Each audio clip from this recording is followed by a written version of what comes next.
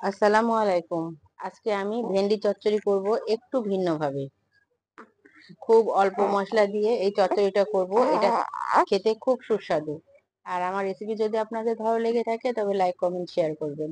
আর নতুন নতুন রেসিপি দেখার জন্য আমার চ্যানেলটিকে সাবস্ক্রাইব করবেন।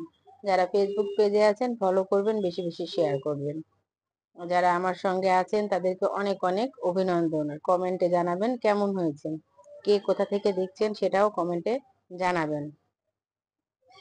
চলুন যাই কিভাবে ভেন্ডিটা চচ্চড়ি করলাম।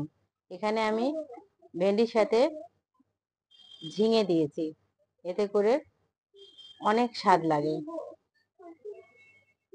আমি ট্রাই করলাম, আপনারাও ট্রাই করে দেখবেন কেমন হয়েছে।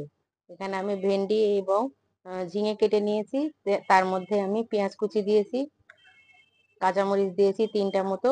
আপনারাও, আমি মাখিয়ে রান্না করেছি, আপনারা চাইলে কষিয়েও রান্না করতে পারেন, আবার মাখিয়েও রান্না করতে পারেন। তেল দিয়ে দিলাম, দিয়ে একটু ভেজে ভেজে নেব।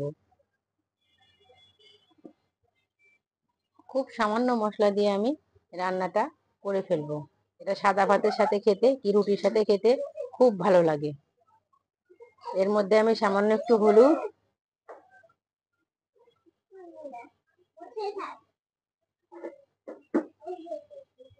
লবণ দিয়ে ভালো করে ভেজে নেব। একটু ভাজা ভাজা করে নিলে এটা অনেক ভালো লাগবে খেতে। একটু সময় নিয়ে এটা আমি ভেজে নেব।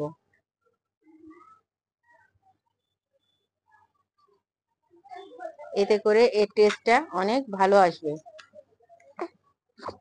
আপনারা চাইলে কড়াইতেও ভাজতে পারেন। আমি একবারে নিয়ে নিয়েছি, যাতে করে আবার কড়াইয়ে নিতে না হয়।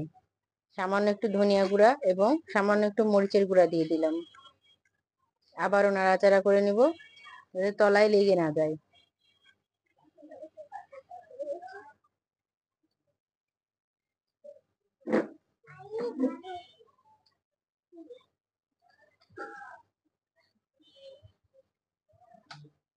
এই সবজি খেতে অনেক টেস্টি।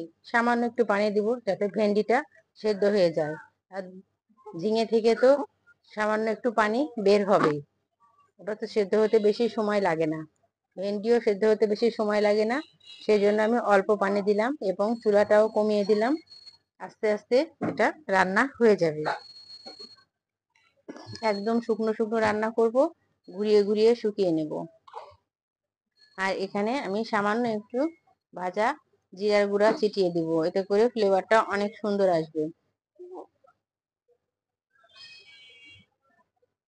আমার বাসার সবাই এই নিরামিষ রান্নাটা খেতে পছন্দ করে।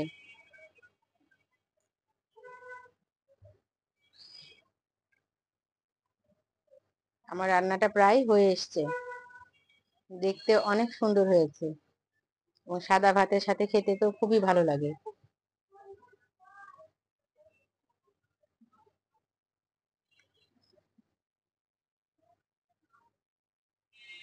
ছোট থেকে বড় সকলে এটা খেতে পারবে। ভেন্ডিতে অনেক পরিমাণে ক্যালসিয়াম থাকে, তাই ভেন্ডি খাওয়াটা অনেক ভালো। ছোট বাচ্চাদেরকে খাওয়াবেন এরকম করে, ঝাল মশলা কম দিয়ে, অনেক উপকার হবে।